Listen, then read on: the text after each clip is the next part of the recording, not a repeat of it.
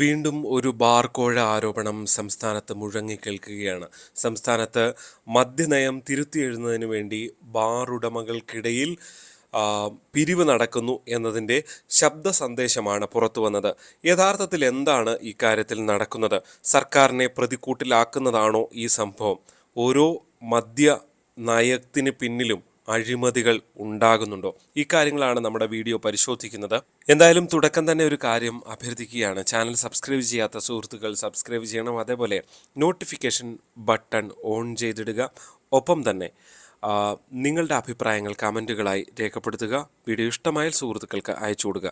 അപ്പോൾ നമ്മൾ നേരിട്ട് പോകുമ്പോൾ ഡൽഹി മദ്യനയ കേസിൽ അതിൽ അഴിമതി ഉണ്ടായി എന്ന ആരോപണത്തെ തുടർന്ന് അവിടെ ഒരുപാട് നേതാക്കൾ, ഇതിനകം 4 നേതാക്കളും മുഖ്യമന്ത്രി അരവിന്ദ് കെജ്രിവാൾ അടക്കം ജയിലിൽ കിടക്കുന്ന സാഹചര്യമാണ് നമ്മൾ ഏറ്റവും ഒടുവിൽ കണ്ടത്.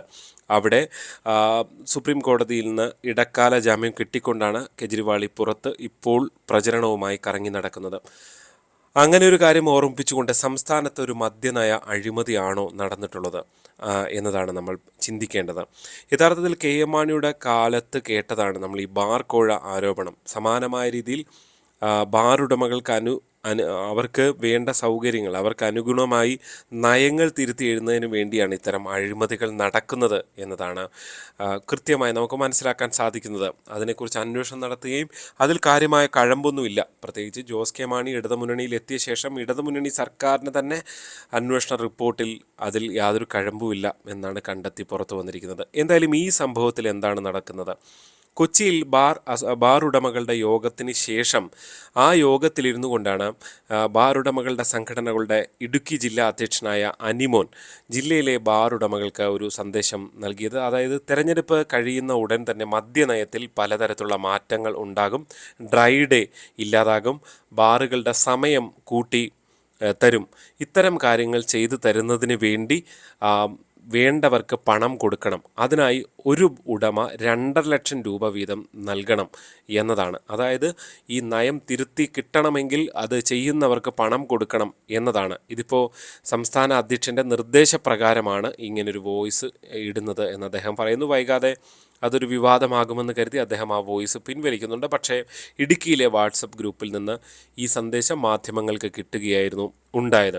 എന്തായാലും ഈ സംഭവത്തെ നിഷേധിച്ചുകൊണ്ട് സുനിൽകുമാർ എന്ന ഈ ബാർ ഉടമകളുടെ സംഘടനകളുടെ സംസ്ഥാന അധ്യക്ഷൻ രംഗത്ത് വരുന്നു. അതായത് പിരിവ് നടക്കുന്നത് തിരുവനന്തപുരത്തൊരു കെട്ടിടം അസോസിയേഷൻ വാങ്ങാൻ ഉദ്ദേശിക്കുന്നുണ്ട്, അതിൻ്റെ ഭാഗമായുള്ള പിരിവാണ് എന്നാണ് അദ്ദേഹം തിരുത്തുന്നത്. എന്തായാലും അനിമോൻ പിന്നീട് അങ്ങനെ പ്രതികരിക്കാൻ തയ്യാറായിട്ടില്ല. തൻ്റെ ശബ്ദ സന്ദേശമാണോ എന്നൊക്കെ പരിശോധിക്കട്ടെ എന്നൊക്കെ പറഞ്ഞുകൊണ്ട് അനിമോൻ ഈ സംഭവത്തിൽ നിന്ന് ഊരിപ്പോരുന്ന കാഴ്ചയാണ് ഏറ്റവും ഒടുവിൽ കണ്ടത്. ഇനി എന്തെങ്കിലും ശബ്ദ സന്ദേശമോ കൂടുതൽ വിവരങ്ങളോ പുറത്തു വരുമോ എന്നത് എന്തായാലും ഇപ്പോൾ വ്യക്തമല്ല. എന്തായാലും ഇതിനെക്കുറിച്ച് സംസ്ഥാന സർക്കാരിൻ്റെ ഭാഗമായി എക്സൈസ് മന്ത്രി MB രാജേഷാണ് ഇത് പ്രതികരിച്ചത്. സംഭവത്തെ, ഈ ശബ്ദരേഖയെ ഗൗരവത്തോടെയാണ് കാണുന്നത് എന്ന് MB രാജേഷ് പറയുകയാണ്. ഇതിന് പിന്നിൽ ആരാണ് എന്ന് വരും ദിവസങ്ങളിൽ അറിയാമെന്നും MB രാജേഷ് പറഞ്ഞു വെക്കുകയാണ്. തൻ്റെ രാജി പ്രതിപക്ഷം ആവശ്യപ്പെടുന്നതിൽ വളരെ അസ്വാഭാവികമൊന്നുമില്ല. എന്തുകൊണ്ടാണ് അവർ ആവശ്യപ്പെടാത്തത് എന്ന് ഞാൻ കാത്തിരിക്കുകയായിരുന്നു എന്നർത്ഥത്തിൽ പ്രതിപക്ഷത്തെ ഫലത്തിൽ പരിഹസിച്ചുകൊണ്ടാണ് MB രാജേഷ് രംഗത്ത് വന്നത് എന്നതും ശ്രദ്ധേയമാണ്. പ്രതിപക്ഷമടക്കം ഈ ഏതാണ്ട് സംസ്ഥാനത്ത് 1000-ഓളം ബാറുകളുണ്ട്. അതുകൊണ്ട് തന്നെ ഈ ഒരു 2 ലക്ഷം രൂപ പിരിച്ചാൽ തന്നെ കോടികളുടെ പിരിവാണ് ഫലത്തിൽ നടക്കുന്നത്. അതുകൊണ്ട് തന്നെ ഇതൊരു കോടികളുടെ അഴിമതിയാണ് ഇക്കാര്യത്തിൽ നടക്കുന്നത് എന്നാണ് പ്രതിപക്ഷ നേതാവും ഒപ്പം തന്നെ ഈ ബാറുമായി ബന്ധപ്പെട്ട കാര്യങ്ങൾ പരിശോധിക്കുന്ന നിയമസഭ സബ്ജക്റ്റ് കമ്മിറ്റിയിലുള്ള തിരുവഞ്ചൂർ രാധാകൃഷ്ണൻ അടക്കമുള്ള നേതാക്കൾ പ്രതികരിക്കുകയും ചെയ്തത്. കെ സുധാകരൻ 25 കോടി രൂപയുടെ അഴിമതിയാണ് നടന്നതെന്ന് ആരോപിക്കുമ്പോൾ അതിനപ്പുറത്തേക്കുള്ള അഴിമതിയാണ് ഫലത്തിലുണ്ടായത് എന്ന തരത്തിൽ, അതായത് ഇതിനെക്കുറിച്ച് പരിശോധിക്കണമെന്നാവശ്യപ്പെട്ടുകൊണ്ട് CPIയുടെ മുൻ ഇടുക്കി ജില്ലാ സെക്രട്ടറി ആയിട്ടുള്ള CK ശിവരാമൻ ഉൾപ്പെടെയുള്ളവർ രംഗത്ത് വന്നു.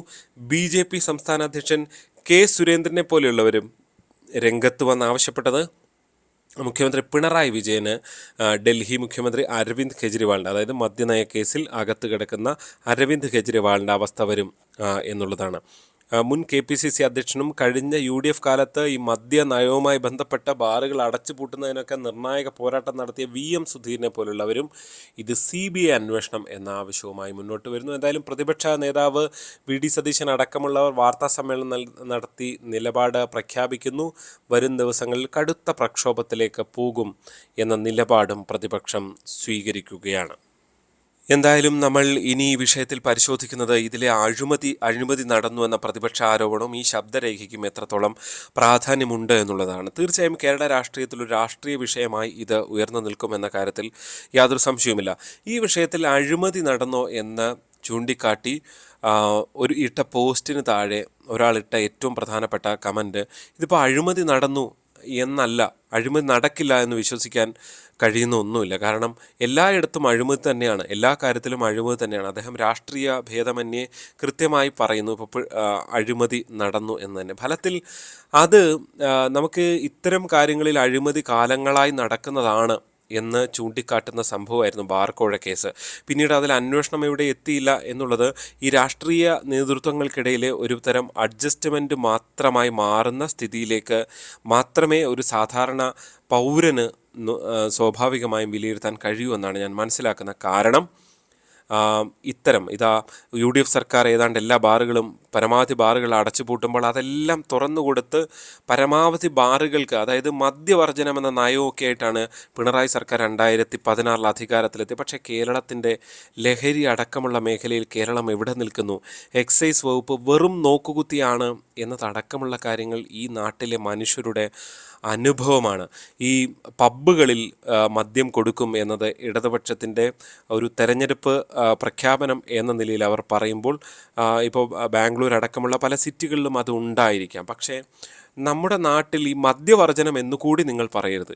മദ്യം ഞങ്ങൾ കൊടുക്കും, മദ്യം പരമാവധി കൊടുക്കും, അതുവഴി സർക്കാരിന് വരുമാനമാണ്, ഞങ്ങളത് ഉണ്ടാക്കാൻ ശ്രമിക്കുന്നു. നാട്ടുകാരുടെ ആരോഗ്യമോ അല്ലെങ്കിൽ ഇവിടുത്തെ കുടുംബങ്ങളുടെ സമാധാനമോ ഒന്നും അല്ല ഞങ്ങളുടെ പ്രശ്നം. അത് മദ്യം വഴി വരുമാനമുണ്ടാക്കി സംസ്ഥാന സർക്കാരിൻ്റെ വികസനം എന്നായിരിക്കും അവർ പറയുന്നത്. സംസ്ഥാന സർക്കാർ വികസിപ്പിക്കുകയാണോ പുട്ടടിക്കുകയാണോ എന്നൊക്കെയുള്ളത് ഒരുപക്ഷെ ജനങ്ങൾ തന്നെ പറഞ്ഞോട്ടെ.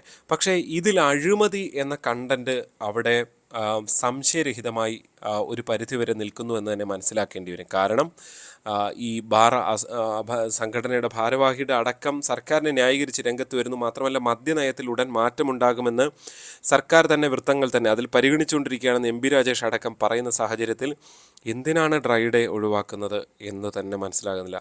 മാസത്തിൽ 30 ദിവസം ആളുകൾ കുടിച്ചോട്ടെ, അങ്ങനെ പൈസ സർക്കാരിന് കൂടുതൽ കിട്ടിയാൽ മാത്രം മതി, ജനം ചത്താലും പണം കിട്ടണം എന്നൊരു നിലപാടാണ് സർക്കാരിന് എന്ന് തന്നെ ഇക്കാര്യത്തിൽ സംശയിക്കേണ്ടി വരും.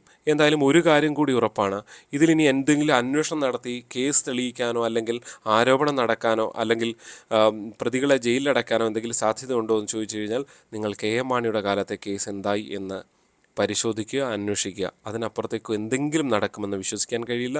ഇപ്പോൾ ED പോലുള്ള ഏജൻസികൾ ഡൽഹി മദ്യനയ കേസ് പോലെ അതിലേക്ക് ഇതിപ്പോൾ ആർക്കെങ്കിലും പണം കൈമാറി എന്ന വിവരങ്ങളൊന്നുമില്ല. അത്തരം കേന്ദ്ര ഏജൻസികളൊക്കെ വന്ന് നിഷ്പക്ഷമായി എന്തെങ്കിലും അന്വേഷിച്ചാൽ എന്തെങ്കിലും നടക്കുമെന്നതിനപ്പുറത്തേക്ക് സംസ്ഥാന വിജിലൻസോ അല്ലെങ്കിൽ മറ്റേതെങ്കിലും ഏജൻസികളിൽ നിന്ന് എന്തെങ്കിലും പ്രതീക്ഷിക്കാൻ തൽക്കാലം വയ്യ. എന്താണ് നിങ്ങളുടെ അഭിപ്രായം? കമൻറ്റുകൾ രേഖപ്പെടുത്തുക. നന്ദി.